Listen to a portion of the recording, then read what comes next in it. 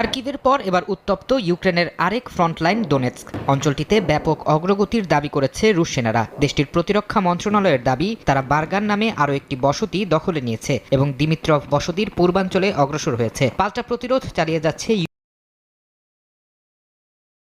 আসসালামু আলাইকুম প্রিয় দর্শক, জানিয়ে দেব এখনকার গুরুত্বপূর্ণ টপ নিউজটি।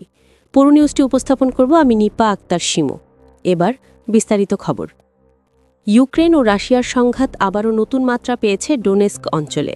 রুশ বাহিনী দাবি করেছে তারা সেখানে আরও অগ্রগতি অর্জন করেছে এবং কয়েকটি নতুন এলাকা দখলে নিয়েছে।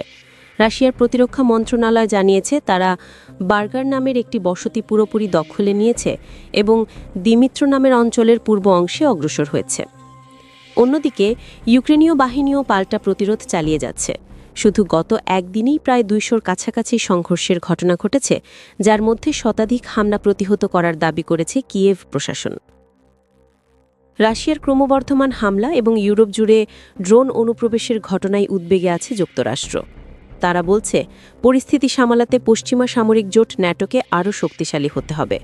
এই প্রেক্ষাপটে ব্রাসেলসে ন্যাটোর সদস্য ও মিত্রদেশগুলোর প্রতিরক্ষা মন্ত্রীরা বৈঠকে বসেন।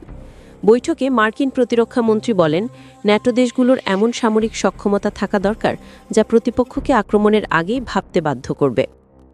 ইউক্রেনকে সহায়তায় এগিয়ে এসেছে জার্মানি। দেশটি ঘোষণা করেছে $500 মিলিয়ন একটি নতুন সামরিক সহায়তা প্যাকেজ।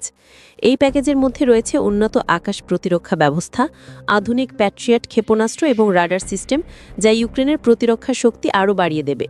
একই সঙ্গে রাশিয়ার উপর অর্থনৈতিক চাপ বাড়াতে পশ্চিমারা নতুন নিষেধাজ্ঞা আরোপ করেছে। ব্রিটেন রাশিয়ার দুটি বৃহত্তম তেল উৎপাদনকারী প্রতিষ্ঠান রোসনেফট ও লুকুইলের ওপর নিষেধাজ্ঞা দিয়েছে। এই দুটি সংস্থা প্রতিদিন কয়েক বিলিয়ন ব্যারেল তেল রপ্তানি করে, যা রাশিয়ার অর্থনীতির প্রধান উৎস। ফলে এই সিদ্ধান্ত মস্কোর জন্য বড় ধাক্কা হতে পারে বলে মনে করা হচ্ছে।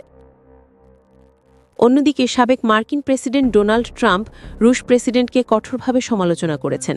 ওয়াশিংটনে সাংবাদিকদের সঙ্গে আলাপকালে তিনি বলেন, পুতিন যুদ্ধ শেষ করতে চান না, অথচ রাশিয়ার অর্থনীতি ভেঙে পড়ার পথে। তিনি দাবি করেন দেশটিতে পেট্রোলের জন্য দীর্ঘ লাইন তৈরি হয়েছে এবং পরিস্থিতি ক্রমেই অর্থনৈতিক বিপর্যয়ের দিকে যাচ্ছে। তবে ক্রেমলিনের মুখপাত্র জানিয়েছেন এসব দাবি ভিত্তিহীন। রুশ অর্থনীতি এখনও স্থিতিশীল এবং পরিকল্পনা অনুযায়ী এগিয়ে চলছে। প্রিয় দর্শক, এই ছিল এখনকার গুরুত্বপূর্ণ নিউজ। আরও গুরুত্বপূর্ণ নিউজ নিয়ে ফিরছি কিছুক্ষণের মধ্যে। নিউজগুলো সবার আগে দেখার জন্য এই চ্যানেলটি সাবস্ক্রাইব করতে ভুলবেন না। ধন্যবাদ।